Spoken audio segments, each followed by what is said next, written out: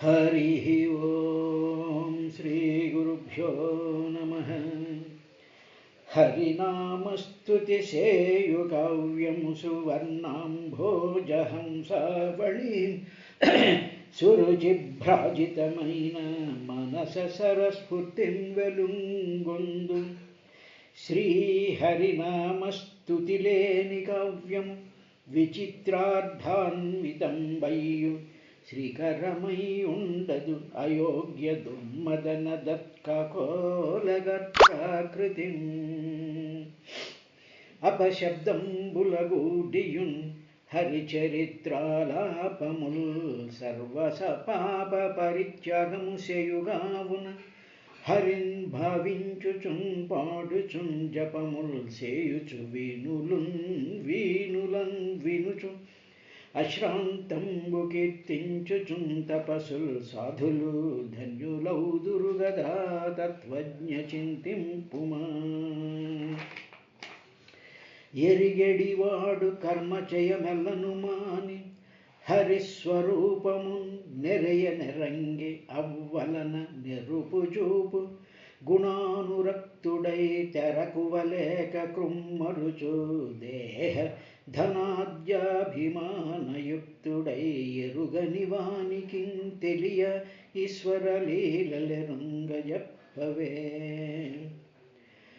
తన కుల ధర్మమున్ విడిచి దానవ వైరి పదార విందముల్ పనిబడి సేవ చేసి పరిపాకమునందక ఎవ్వడేని చచ్చిన మరుమేననైన అది సిద్ధి వహించు తదీయ సేవ భాసిన కులధర్మ గౌరవము సిద్ధి వహించునే ఎన్ని మేనులం.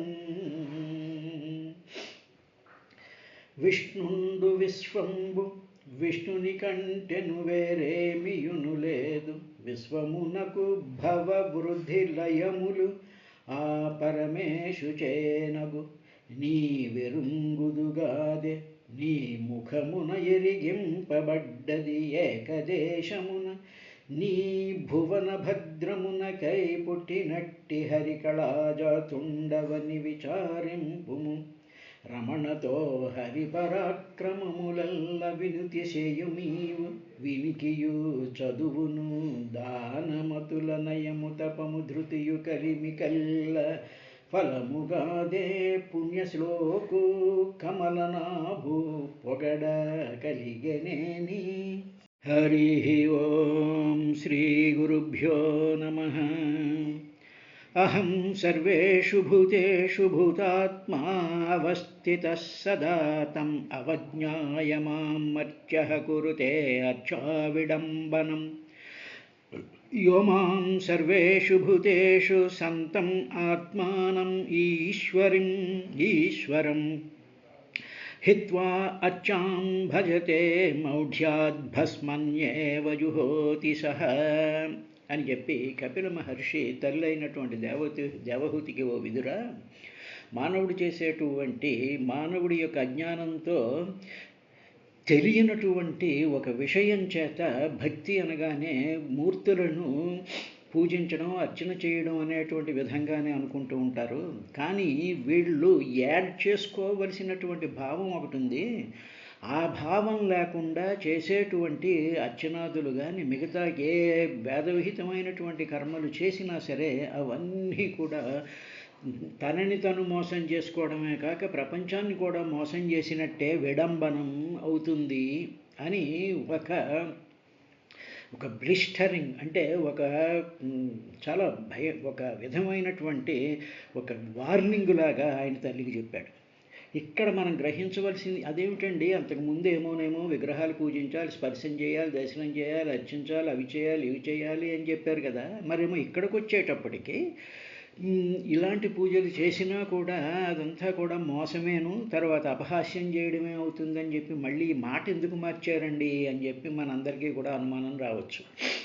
కానీ ఇక్కడ చెప్పినటువంటి విషయం ఏమిటంటే అహం సర్వేషు భూతేషు అహం నేను అంటే పరమాత్మ, ఆ చైతన్య స్వరూపం, ఆ జ్ఞానం సర్వేషు భూతేషు అన్ని భూతాలలోనూ కూడా భూతాత్మ, ఆ భూతముల యొక్క ఆత్మస్వరూపంగా అంటే వాళ్ళ మనస్వరూపంగా, వాళ్ళ హృదయస్వరూపంగా, వాళ్ళ దేహస్వరూపంగా భూతాత్మ అవస్థిత సదా ఎప్పుడు నేను అలాగున్నాను.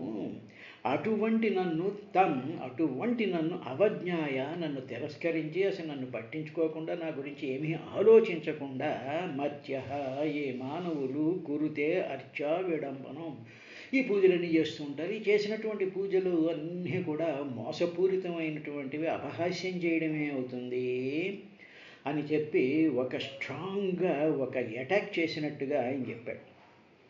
చెప్పిన తరువాత కూడా ఇంకా ఏమన్నాడంటే యోమాం సర్వేషు భూతేషు సంతతం ఆత్మానం ఈశ్వరం. అమ్మ ఎవడైతే మాం నన్ను సర్వేషు భూతేషు అన్ని భూతముల యందు, ఇక్కడ భూతములు అంటే ప్రాణులు అని అర్థం, అన్ని 84 లక్షల జీవరాశులందు, తరువాత భూతేషు అంటే భూతములు అంటే పంచభూతములు పంచతన్మాత్రలు, వీటిల్లో కూడా అంటే ఏమిటి, మనకు కనిపించేటువంటి గాలి పంచభూతం కదా, దాంట్లోనూ ఉన్నాడు. మనకు కనిపించేటువంటి అగ్నిహోత్రం ఉందనుకోండి, అగ్నిహోత్రంలో ఉన్నాడు. ఆకాశం ఉంది కదా, ఆకాశంలో ఉన్నాడు. జలం ఉంది కదా, నీళ్లు ప్రవహిస్తున్నాయి కదండి, మనం తాగే నీళ్ళల్లో, ప్రవహించేటువంటి నీళ్ళలో, సముద్ర జలాల్లో, వీటిలన్నింటిలో కూడా సర్వేషు భూతేషు వీటిల్లోనే పాటు ఈ భూతముల ద్వారా శరీరాలు ఏర్పరచుకున్నటువంటి సమస్త జీవుల యందు కూడా సంతం అంటే నేను ఉన్నాను, నేనే ఉన్నాను, వీటిలన్నిటిలో నేను ఉన్నాను. ఏ విధంగా ఉన్నాను? ఆత్మగా ఉన్నాను. తర్వాత ఈశ్వరుడిగా ఉన్నాను. ఆత్మగా ఉన్నాను ప్లస్ ఈశ్వరుడిగా ఉన్నాను. 2 చెప్పాడు అక్కడ, ఆత్మగా ఉన్నాను, ఈశ్వరుడిగా ఉన్నాను. అంటే ఏమిటన్నమాట? ఆత్మగా అంటే ఏమిటి? సర్వవ్యాపకమైనటువంటి జ్ఞానస్వరూపం కింద, సత్యస్వరూపం కింద వ్యాపించినటువంటి తేజోమయమైనటువంటి నేను అనేటువంటి భావంతో అన్నిట్లోనూ కూడా తాను వ్యాపించిపోయి ఉన్నాడు. ఆ వ్యాపించిపోయి ఉన్నాడు. అంతవరకు ఆత్మానం అనకుండా ఈశ్వరి అన్న ఎందుకన్నాడు? ఈశ్వరుడు అంటే కంట్రోల్ చేసి, నేను ఉండి ఈ సమస్తమైనటువంటి భూతాలని, సమస్తమైనటువంటి ప్రాణుల్ని కూడా కంట్రోల్ చేస్తూ ఉంటాను. అంటే వాటిల్లో ఉండి, ఆ శరీరాల్లో ఉండి, ఆ పంచభూతాలలో ఉండి నేనే వాటిల్ని అంతర్యామిగా ఉంటూ వాటిల్ని నేను కంట్రోల్ చేస్తూ ఉంటాను. కాబట్టి సంతం ఆత్మానం ఈశ్వరం, ఇలాగ ఉండేటువంటి నన్ను హిత్వా అంటే ఏ మాత్రం పట్టించుకోకుండా ఉపేక్షించేసేసి అర్చాం, ఈ ప్రతిమలు, ఈ బొమ్మలు ఉన్నాయి కదా, రకరకాలైనటువంటి విగ్రహాలు, అవి చేసాం ఇవి చేసామని చెప్తారు. ఈ విగ్రహాలు, పటాలు, చెట్లు, చామలు, వీటిలన్నింటినీ కూడా అర్చాం భజతే, వీటిలన్నింటినీ కూడా సేవిస్తూ ఉంటాడు. అట్టివాడు మూఢ్యాత్, మూర్ఖత్వంతో భస్మనియేవ, బూడిదలో మాత్రమే భస్మని ఏవ అంటే దానిలోనే భస్మని, ఆ భస్మంలోనే జుహోతి, హోమం చేసేస్తూ ఉన్నాడు. అంటే ఏమిటన్నమాట? ఇక్కడ చేయాల్సినటువంటి దానికి రెండిటికి చెప్తాను. నువ్వు హోమం చేసినా, నువ్వు పూజ చేసినా, నీకు ఫండమెంటల్గా నువ్వు చేసుకోవలసినటువంటిది ఏమిటి అంటే యోమాం సర్వేషు భూతేషు సంతం ఆత్మానం ఈశ్వరం అనేటువంటి భావంతో నువ్వు ఉండాలి. అంటే ఏమిటన్నమాట? నువ్వు ఇలా చూస్తూ గుళ్ళోకి వస్తున్నావు అనుకో, లేకపోతే ఇంట్లో ఏదో అభిషేకం చేసుకుంటున్నావు, దండం పెట్టుకుంటున్నావు అనుకో, అలా పెట్టుకునేటువంటి సందర్భంలో నీవు ఏ విధంగా ఆలోచించుకోవాలి అంటే, నా శరీరంలో తర్వాత అక్కడ నీ పట్టణంలో ఏమున్నాడు? అమ్మవారు ఉందా, గణయం వినేషుడు ఉన్నాడు, విగ్రహం ఉన్నాడా, సుబ్రహ్మణ్య స్వామి ఉన్నాడు, వీడెవడున్నాడు, వాడెవడున్నాడు అన్న తర్వాత మొట్టమొదటి నువ్వు ఆలోచించుకో, సర్వేషు భూతేషు, నీ శరీరంలో పంచభూతాలు ఉన్నాయిగా, నీ శరీరంలో మాంసం ఉంది, ఎముకలు ఉన్నాయి, ఇవి ఉన్నాయి, అవి ఉన్నాయి, ప్రాణం ఉంది, మనసు ఉంది, ఇవన్నీ ఉన్నాయిగా. వీటిలన్నిటిలోనూ కూడా నువ్వు ఒక తేజో రూపంలో, జ్ఞాన రూపంలో, నేను అనేటువంటి భావంలో నువ్వు ఒక వెలుగుతో ఉన్నావయ్యా.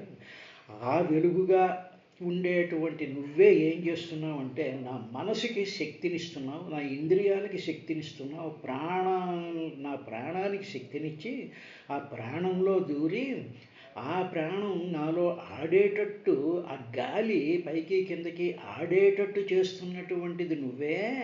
సర్వేషు భూతేషు అంటే నా శరీరంలో ఉండేటువంటి పంచభూతాలలోనూ నువ్వే ఆరోపంగా ఉన్నావు.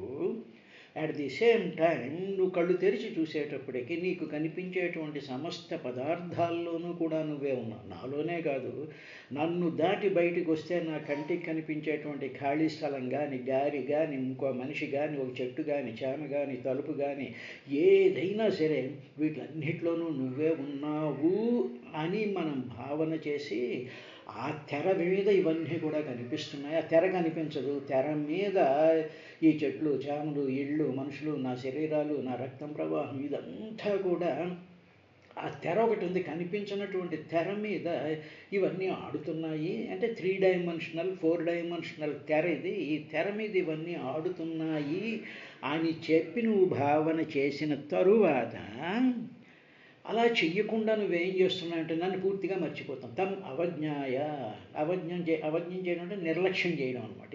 మాత్రము నన్ను అలా ఉండేటువంటి నన్ను పట్టించుకోకుండా ఉన్నావు. తర్వాత 2 సార్లు పదం వాడు 21వ శ్లోకంలోనూ 22వ శ్లోకంలోనూ కూడా అట్టి నన్ను అవజ్ఞాయ తిరస్కరిస్తున్నావు, అలక్ష్యం చేస్తున్నావు. అసలు నా స్పృహే నీకు లేదు. ఇక రెండోది హిత్వా, హిత్వా అంటే ఉపేక్షిస్తున్నావు. పోతే అసలు ఆ గురించి ఆలోచనే లేకుండా అత్యాం భజతే, ఆ మూర్తులను పట్టుకుని, ఆ ఫోటోలను పట్టుకుని, ఆ స్తోత్రాలు పట్టుకుని గట్టిగా చదువుతూ ఇవన్నీ చేసేస్తూ ఉన్నావు కదా.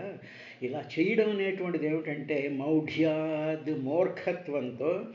ఆ అగ్నిహోత్రం, ఆ హోమకుండంలో అసలు అగ్ని ఉందా, దర్భలు ఉన్నాయా, లేకపోతే దాంట్లో సమిధులు ఉన్నాయా, అసలు మండుతోందా లేదా అనేటువంటి విషయం ఏమాత్రం గమనించకుండా చల్లారిపోయినటువంటి భస్మేన, ఆ భస్మంలో జుహోతి సహ అంటే వాడు ఏం చేస్తున్నాడు, దాంట్లో నెయ్యి పోసేస్తున్నాడు, మంత్రం చదివేస్తున్నాడు, నెయ్యి పోసేస్తున్నాడు.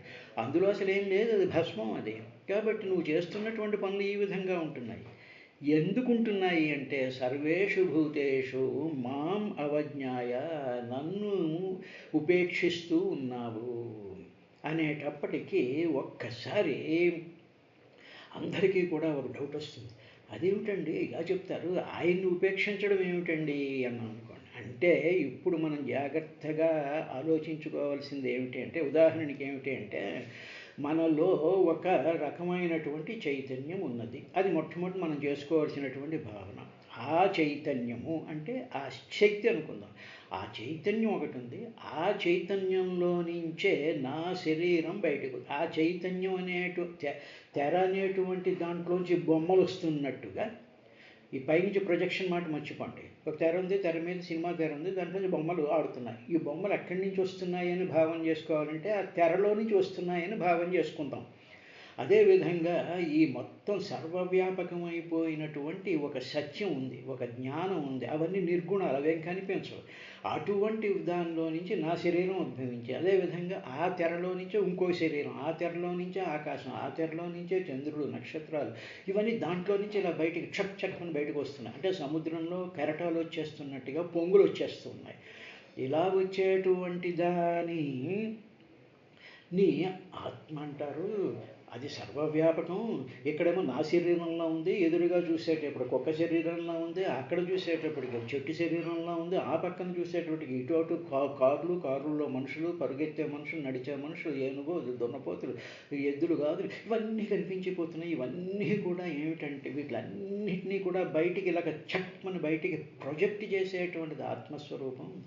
ఆ ఆత్మస్వరూపమే ఈశ్వరం. అది కంట్రోల్ చేస్తూ ఉంటుంది. ఏ విధంగా కంట్రోల్ చేస్తుంది అంటే, నాలోనే ఉండేటువంటి ఆ చైతన్య శక్తి, నాలో ఉండేటువంటి ప్రాణాన్ని ఆ పైకి కిందకి ఇలా ఆడు, ఇలా ఆడు, మనసుని ఇలా చేయి, ఈ కళ్ళు ఇంతవరకే చూడు, సూర్యుని చూస్తే కళ్ళు బయర్లు కమ్ముతాయి అని చెప్పి ఆ కళ్ళను కంట్రోల్ చేస్తుంది. గట్టి శబ్దం వస్తే చెవులు మూసుకో అని చెప్పి ఈ విధంగా మనలో ఉండేటువంటి ఆత్మ చైతన్య శక్తే ఈశ్వరం. అదే ఈశ్వరుని నియంత్రిస్తూ ఉంటుంది. నియంత్రించడానికి ఎక్కడ ఉండాలి? లోపలే ఉండాలి. లోపల ఉంటేనే కదా అది మనం కంట్రోల్ చేస్తూ ఉంటుంది. ఈ విధంగా ఉండేటువంటి ఆ ఆత్మస్వరూపం అనేటువంటి దానిని హిత్వా ఉపేక్షించేసేసి మనసు లెవెల్కి వచ్చేసేసి నాకు ఇన్ని మంత్రాలు వచ్చని నీకు చదవగా అలవాటైపోయినటువంటి మంత్రాన్ని చాలా మెకానికల్గా జరుగుతూ అక్కడ నీళ్లు ఉన్నాయా, అక్కడ పాలు ఉన్నాయా, అక్కడ తేనె ఉందా, లేకపోతే అక్కడ ఇవి ఉన్నాయా, పువ్వులు ఉన్నాయా, దండలు ఉన్నాయా అని చెప్పేసేసి వాటిల మీద నువ్వు దృష్టి పెట్టేసేసి ఇక నువ్వు కంటిన్యూస్గా అలా చేసేస్తూ ఉండి మళ్ళీ బయటికి రాగానే ఈ భావం ఏమీ ఉండటం లేదు నీకు. పూజ చేసేటప్పుడు ఉండటం లేదు, పూజ చేసి బయటకు వచ్చినప్పుడు నీకు ఉండటం లేదు. వాళ్ళు వేరు వీళ్ళు వేరు, అది దున్నపోతే ఇది ఏనుగు ఇది, అవన్నీ నిజమే, అవన్నీ అలాగే ఉంటున్నాయి. కానీ నువ్వు చెయ్యవలసినటువంటి ప్రాక్టీస్ ఏమిటంటే వీటిలన్నిటిలోనూ కూడా ఒక చైతన్య శక్తి ఉన్నది, ఒక చైతన్యం ఉన్నది, ఒక వెలుగు ఉన్నది. ఆ వెలుగుతోనే ఇవన్నీ పనిచేస్తున్నాయి. దీనికి ఒక ఉదాహరణ అలా చెప్పుకోవచ్చునండి అన్నాం అనుకోండి.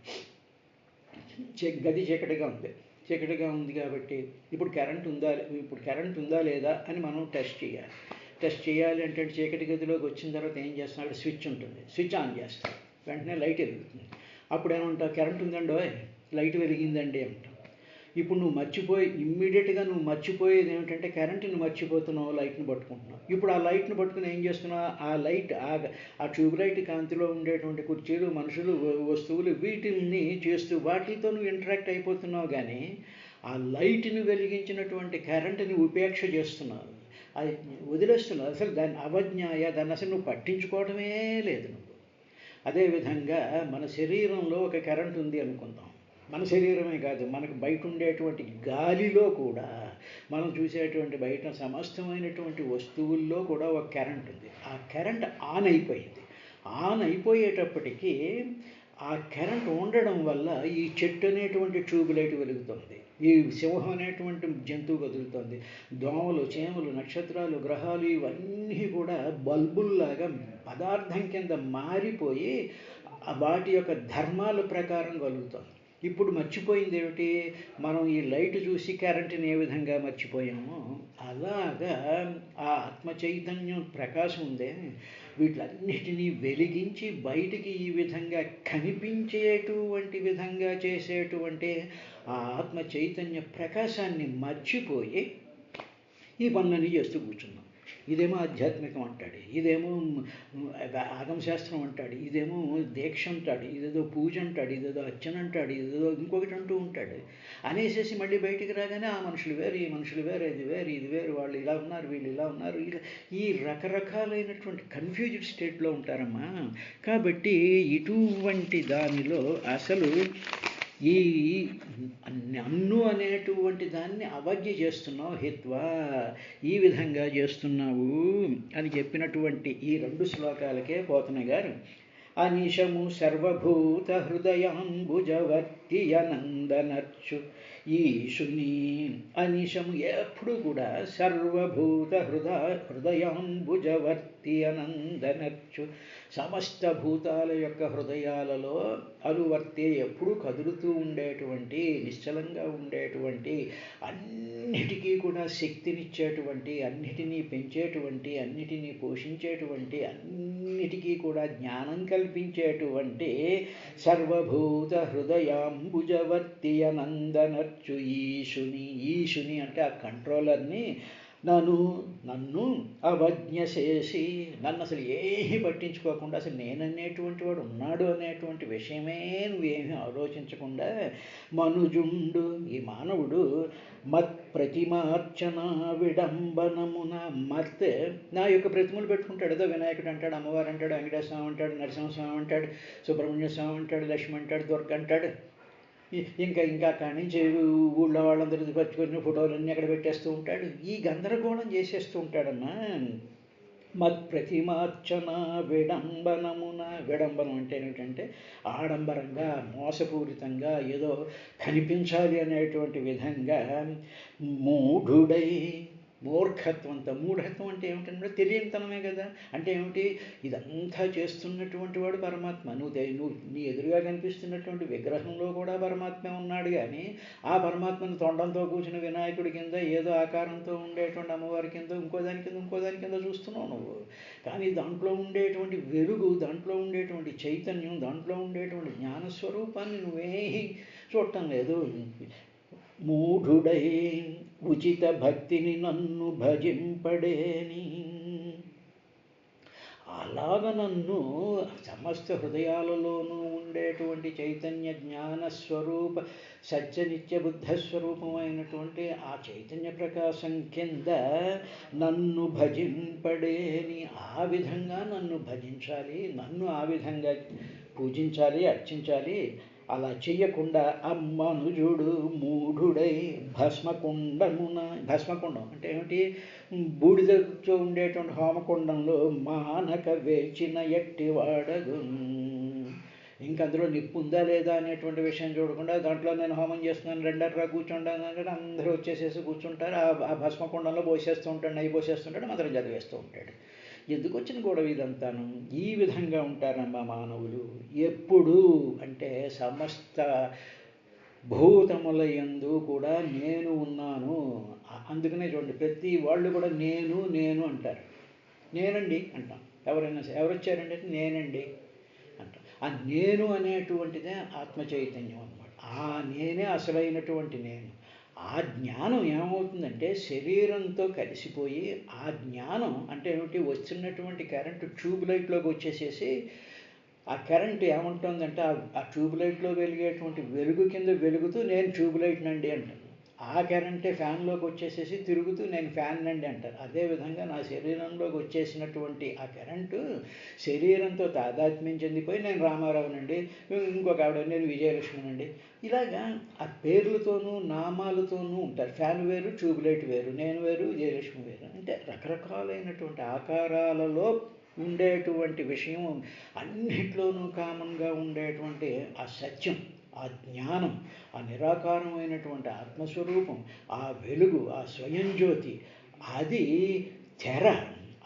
దాన్ని మర్చిపోయి వీటిల్ని చూస్తూ భేద దృష్టిలో ఉండేటువంటి వాడు చేసినటువంటి పనులన్నీ కూడా బూడిదిలో పోసినటువంటి హోమద్రవ్యాలు అని చెప్పి పోతన గారు ఆ చెప్పినటువంటి ఆ 2 శ్లోకాలకి కూడా ఆయన ఈ విధంగా చెప్పిన తర్వాత 23వ శ్లోకంలో విదురా ఇంకా అన్నాడు, ఇటువంటి మానవులు ఏం చేస్తూ ఉంటారంటే ద్వేషతః పరకాయే మానినో భిన్నదర్శిన భూతేషు బద్ధవైరస్య నా మనశ్శాంతి మృచ్చతి.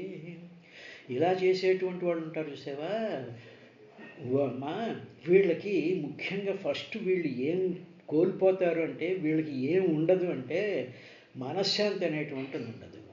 ఎప్పుడైతే నీకు మనశ్శాంతి ఉండదో అప్పుడు నువ్వు ఏం చేసినా సరే నీ మనసులో ఉండేటువంటి అలజడి, నీ మనసులో ఉండేటువంటి చింత, నీ మనసులో ఉండేటువంటి రకరకాల భావాల చేత ఇవన్నీ కూడా నువ్వు చేసేటువంటి పనులకు అంటుకుని ఆ చేసేటువంటి మంచి పనికి ఇవి అంటుకోవడంతో ఈ కంపు కొడుతూ ఉంటాయి. నీకు ముఖ్యంగా పోయేటువంటిది ఏంటంటే మనశ్శాంతి పోతుంది. నీకేదో మోక్షం పోతుంది, లేకపోతే భగవంతుని అనుగ్రహించడం అని చెప్పడం లేదు. నీకు ఇలాగ చేసేటువంటి వాళ్ళకి మనశ్శాంతి పోతుంది. అలాగే ఎవరు అలా మనశ్శాంతి పోగొట్టుకునేటువంటి వాళ్ళు ఎవరు అని చెప్తూ ద్వేషతః ద్వేషించేటువంటి వాళ్ళు. అంటే ఏమిటి ద్వేషించేటువంటి వాళ్ళు అంటే ప్రతి దాన్ని తిట్టుకునేటువంటి వాళ్ళు. ఒక వస్తువు ఇంట్లో పెళ్ళం కూర చేసింది అనుకోండి, ఈ కూర బాగులేదు అని చెప్పి, ఆ కూరలో ఉప్పు లేదని, పప్పు లేదని, అది లేదని, ఇది లేదని చెప్పి ఆ కూరని ద్వేషిస్తాడు. ఆ కూరలో వేసినటువంటి పదార్థాల్లో ఏవైనా లోపాలుంటే వాటిని ద్వేషిస్తాడు, చేసినటువంటి దాన్ని ద్వేషిస్తాడు. ఈ విధంగా సర్వత్రా ద్వేషభావం పెట్టుకుంటూ ద్విషతః పరకాయేమా, ఆ కుళ్ళిపోయిన వంకాయలోనూ నేనే ఉన్నాను, మంచి వంకాయలోనూ నేనే ఉన్నాను, అందులో వేసినటువంటి రకరకాల పదార్థాల్లో కూడా నేనే ఉన్నాను,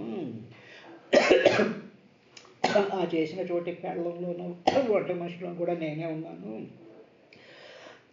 అలాగా పరకాయ, ఇవన్నీ పరకాయాలు కదా, వేరు దేహాలు కదా. వంకాయ ఒక దేహం, ఆ చేసినటువంటి మనిషి ఒక దేహం కదా. కాయము అంటే పరకాయ, ఇవన్నీ పరకాయ, అన్నికన్నా వేరుగా ఉండేటువంటి కాయములు కలిగినటువంటి వాటిని. అందులో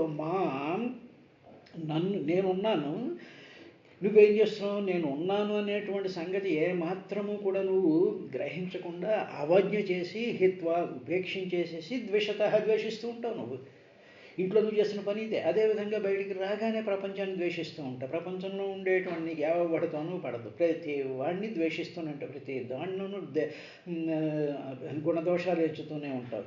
ఇలాగ పరకాయేమా అన్ని పరులకు ఉండేటువంటి అన్ని దేహాలలోనూ నన్ను ద్విషతః ద్వేషిస్తున్నావు. నువ్వు వంకాయని ద్వేషిస్తున్నావు, చేసినటువంటి మనిషిని ద్వేషిస్తున్నావు అనుకుంటున్నావు, కానీ నువ్వు వాటిలో నేనున్నాను. వాళ్ళ స్వరూపాల కింద నేను కనిపిస్తున్నప్పుడు నువ్వు వాడిని ద్వేషిస్తున్నావు అంటే నువ్వు నన్ను ద్వేషిస్తున్నట్టే కదా. ద్విషతః పరకాయ నన్ను ద్వేషిస్తూ ఉన్నావు. ఏ విధంగా ద్వేషిస్తూ ఉన్నావు అంటే మానినః, గర్వం అన్నమాట. నీకు ఒళ్ళంతా పొగరు, ఒళ్ళంతా అహంకారం. మానినః అంటే గర్వము కలిగినటువంటి విధంగా ద్వేషిస్తున్నావు. అంటే నేను చాలేదు ఈ వంకాయ కూడా నేను చాలా బాగా చేసేస్తాను, ఆ హోటల్ వాడు చాలా బాగా చేసేస్తాడు. పినుగులాగా మాట్లాడుతూ ఉంటారు. ఇలాంటి రుచులని కూడా తట్టుకోలేనటువంటి అతి బలహీనమైనటువంటి మనస్తత్వాలతో ఉంటారు ఈ ప్రజలందరూ కూడా. ఇది సామాన్యమైనటువంటి ఎగ్జాంపుల్. తర్వాత భిన్న దర్శన, తర్వాత అన్నిటినీ కూడా భిన్నంగా చూస్తూ ఉంటారు. నువ్వు వేరు, వంకాయ వేరు. నిజమే, నువ్వు వేరు, వంకాయ వేరే. నువ్వు వంకాయ కాదు, కానీ వంకాయలో ఉండేటువంటి చైతన్యం, నీలో ఉండేటువంటి చైతన్యం రెండూ ఒకటే. అది మర్చిపోతూ భిన్న దర్శన భూతేషు బద్ధవైరస్య. అదేవిధంగా అన్ని భూతాల యందు వైరం పెట్టుకుంటూ ఉంటావు. అటువంటి పరిస్థితుల్లో మనశ్శాంతి నా మృచ్ఛతి, అటువంటి వాడికి మనశ్శాంతి అంటూ ఉండదు.